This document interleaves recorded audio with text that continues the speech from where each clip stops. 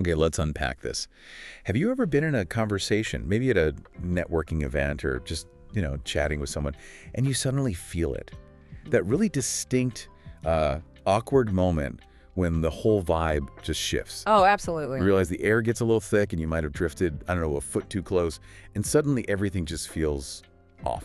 That exact moment, that feeling of like a sudden internal alarm bell going off, Yes. that's precisely what the sources we're looking at today are zeroing in on.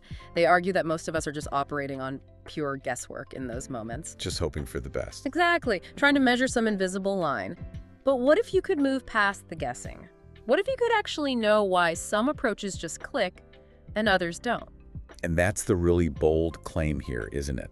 That most of us are completely missing this nonverbal signal for what they call the proximity sweet spot. We are. It's being constantly and unconsciously communicated by the person you're talking to.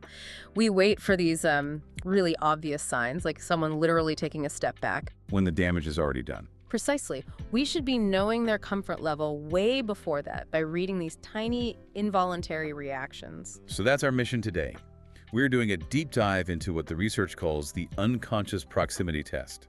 We're going to try and decode these specific silent cues, the micro reactions, the little shifts in posture, the way someone's gaze changes, that signal comfort or, discomfort. And the goal is to move from that social ambiguity to actual competence. It seems so fundamental when you put it like that. It is, because understanding personal space isn't just about, being polite. The sources really stress this. Mastering it is a key to deeper connection.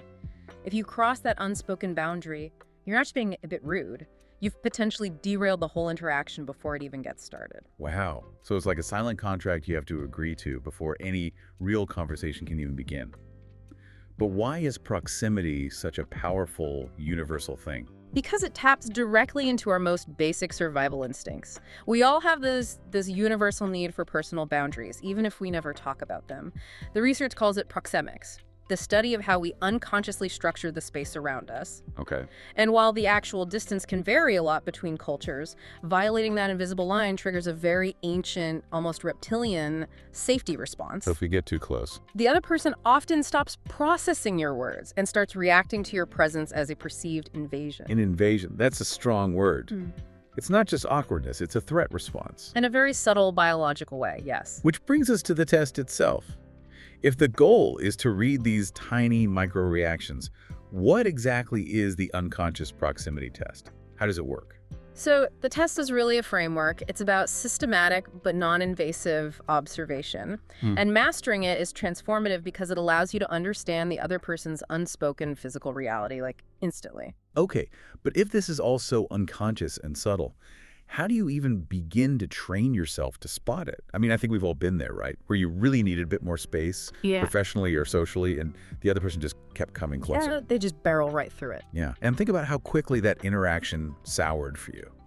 If that idea resonates, well, let us know in the comments. I'm curious how common that is. That soured feeling is what happens when someone misses all the green lights and just runs straight into a red one. So let's start with the positive side. Let's decode the comfort cues. The green lights, I like that. The sources outline a few specific signs that someone is completely comfortable with your proximity. First, and this is a big one, look for general ease, relaxed shoulders, open body language. Tension is one of the first things we register, even if we can't quite put a name to it. Relaxed shoulders. That makes sense. It just immediately changes the whole energy, doesn't it? It's a signal of availability, almost. Absolutely. Then, beyond just relaxation, you look for connection cues. Direct, sustained eye contact is a major one. But comfortable eye contact, not like a staring contest. Exactly, not forced. But probably the most interesting cue is something called mirroring, when they start to mimic your posture. Okay, let's pause on that. Mirroring. Because that feels like it goes beyond just being okay with where I'm standing. If they say, lean in when I lean in, or copy how I'm holding my hands, how reliable is that? Does it happen quickly? That's a great question. And the research says it's incredibly reliable, though it's not always instantaneous. It's a sign that a deep, almost neurological rapport is building. It's not just about proximity tolerance anymore. It's about a real psychological connection. So it's not just you can stand here, it's I'm connecting with you. Exactly. And while the distance of personal space might vary culturally, the mechanism of mirroring seems to be pretty universal. It's a huge approachability indicator. This is fascinating. If you've ever noticed someone mirroring your stance in a conversation that was just really clicking, hit that like button. I'd love to see if people have experienced this. Right, so you're looking for that sweet spot, that zone where your presence is welcomed. You'll see other things too, like a slight, genuine smile, and that they're facing you fully. Their torso, their hips, their feet are all oriented towards you.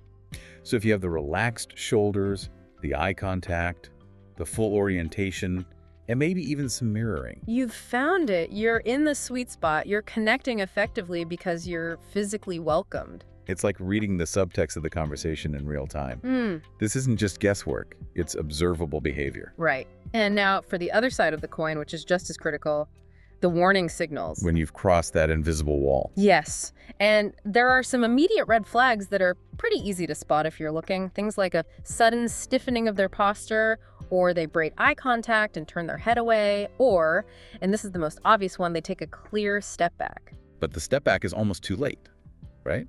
By the time someone feels they have to physically retreat, you've already made a big mistake. You have. The damage is done. That's why we need to catch the earlier warnings, the hyper-subtle details. And what are those? The sources call them micro-expressions of discomfort. These are incredibly brief, involuntary facial expressions. They can last less than half a second, but they reveal genuine, unfiltered emotion. Okay, so what would that look like in this context? What am I looking for? It's tiny. A slight frown that just flashes across their face and vanishes, a quick furrowing of the brow, or a fleeting look of apprehension, kind of like surprise mixed with discomfort. A furrowed brow. That's tricky, because a furrowed brow could also mean they're thinking hard about what I just said. True, but context is everything. A furrowed brow when you're explaining a complex idea is one thing. A furrowed brow that appears the moment you shift 6 inches closer in a casual chat. That's a very different signal. It's directly tied to my proximity. Precisely. And if you miss those signals, you've entered what the sources call their invasion zone. You've hit the invisible wall. The consequences aren't trivial either. When that zone is breached, it can activate a physiological stress response. You're kidding. No, we're talking a momentary spike in cortisol, an increased heart rate. They are, on a very subtle level, gearing up for defense. Missing that signal forces them to take action, and that's what damages the rapport. Wait a minute, though. If these signals are so fleeting, like a half-second frown, how can you possibly be sure you'll catch them? I mean, if I'm hyper-focused on detecting a twitch in someone's eyebrow, doesn't that make me seem weird, less present? That's a crucial point. The fear of failure could actually make the whole thing worse. And the research is really clear on this. The goal isn't microscopic staring, it's about a more holistic observation. You're training yourself to see more of the whole interaction. You're shifting your attention from your own internal anxiety to these external cues. And the value there is enormous.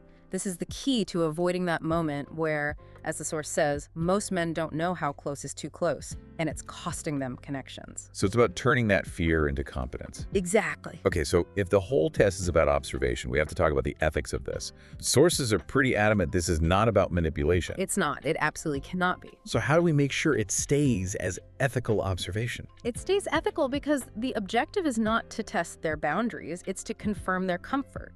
You're looking for safety, not plotting an invasion. You apply this in low-stakes situations, watching people in a group chat, a casual conversation at work. You're learning to see, not to push. So if you do it right, you actually make the other person feel more comfortable because you're respecting their needs without them ever having to say a word. That is the ideal outcome.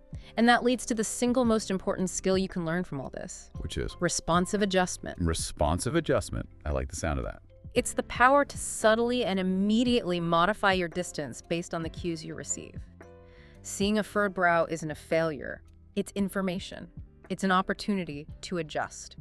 So walk me through that. What does it look like in practice? I see, say, a stiffening of their posture. What do I do? It has to be gentle and subtle. You just take a small half step back.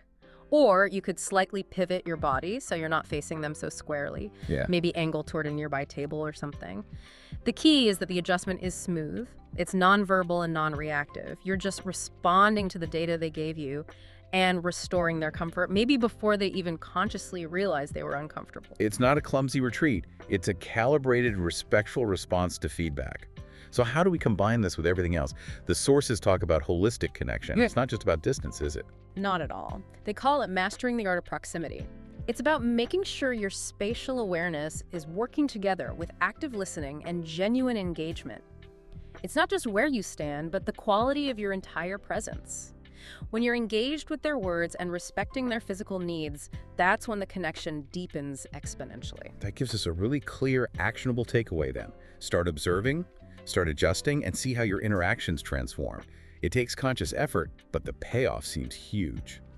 To sum it all up, the unconscious proximity test really just unlocks this powerful new way of understanding unspoken boundaries. You're reading the silent signals, from relaxed shoulders that signal rapport to that fleeting furrowed brow that signals an invasion. And decoding that language can fundamentally change the quality of your connection. So here's a final thought for you to take with you. If our proximity, just a few inches of space, can communicate so much, acceptance, discomfort, even rejection, what other silent nonverbal dialogues are we all participating in every single day without even realizing it? We'd encourage you to try applying that concept of responsive adjustment in your very next conversation. You might be surprised by how much more you suddenly understand.